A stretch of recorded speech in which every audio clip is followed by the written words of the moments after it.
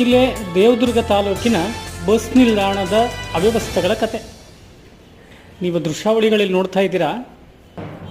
ಯಾವ ರೀತಿ ಆಗೋಗಿದೆ ಬಸ್ ನಿಲ್ದಾಣದಲ್ಲಿ ಅಂತಂದರೆ, ಸ್ವಚ್ಛತೆ ಅನ್ನೋದನ್ನು ನಾವು ಹುಡುಕಿದ್ರೂ ಸಿಗಲ್ಲ ಅಂತಲೇ ಹೇಳ್ಬೋದಲ್ಲಿ.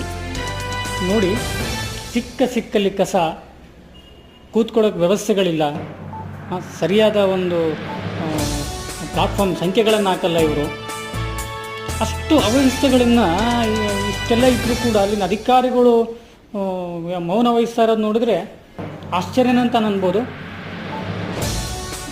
ಯಾವ ಬಸ್ ಎಲ್ಲಿ ಬರುತ್ತೆ ಅಂತ ಗೊತ್ತಾಗಲ್ಲ, ಸರಿಯಾದ ಮಾಹಿತಿಗಳು ಸಿಗಲ್ಲ, ಸರಿಯಾದ ಒಂದು ಪ್ಲಾಟ್ಫಾರ್ಮ್ ವ್ಯವಸ್ಥೆಗಳಿಲ್ಲ, ಅಲ್ಲಿ ಒಂದು ಕ್ಯಾಂಟೀನ್ ಇಲ್ಲ. ಏನಾದರೂ ತಿನ್ಕೊಬೇಕು ಅಂದರೆ ಈಗ ಹೊರಗಡೆನೇ ಬರಬೇಕು. KSRTC ಕ್ಯಾಂಟೀನ್ ಇಲ್ಲ ಅಲ್ಲಿ. ಇಷ್ಟೆಲ್ಲ ಸಮಸ್ಯೆಗಳಿದ್ರು ಅಧಿಕಾರಿಗಳು ಮೌನ ವಹಿಸ್ತಾ ಇರೋದನ್ನು ನೋಡಿದ್ರೆ ಇದಕ್ಕೆ ಅವ್ರ ಬೇಜವಾಬ್ದಾರಿತನ, ನಮ್ಮನ್ನು ಯಾರು ಕೇಳೋರು ಅನ್ನೋವಂಥ ಒಂದು ಧೈರ್ಯ ಅಂತ ಅನ್ಬೋದು. ಇದ್ರ ಬಗ್ಗೆ ಖಂಡಿತವಾಗಿಯೂ ಅಲ್ಲಿನ ಜನರಂತೂ ತುಂಬ ಆಕ್ರೋಶ ವ್ಯಕ್ತಪಡಿಸ್ತಾ ಇದ್ದಾರೆ. ನೋಡಿ, ಅಲ್ಲಿ ನೀವು ನೋಡ್ತಾ ಇರೋ ಹಾಗೆ ಯಾವುದೇ ರೀತಿಯ ಒಂದು ಕ್ಲೀನ್ನೆಸ್ ಇರಲ್ಲ. ಮಳೆ ಬಂದರೆ ಕೆರೆ ಥರ ತುಂಬ ಹೋಗ್ಬಿಡುತ್ತೆ ಅದನ್ನು.